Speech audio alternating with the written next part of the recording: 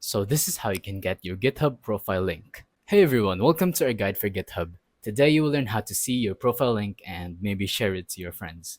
So if you're in the github.com page, this is our main page, you're gonna see that you have your icon at the top right or your profile. Now, you're gonna want to view that and then tap on your profile out of all of these buttons. So simply tap on your profile and then wait for it to load. And once it does, you will see that you are in your very own profile. And that's pretty much it. All you have to do is just tap on your link, copy it, or right click and copy. But I prefer pressing Control C.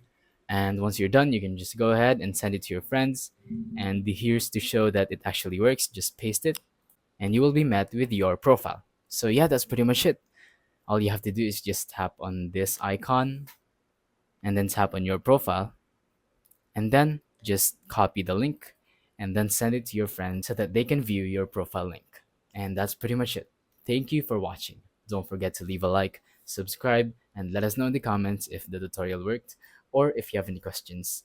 Thank you and goodbye.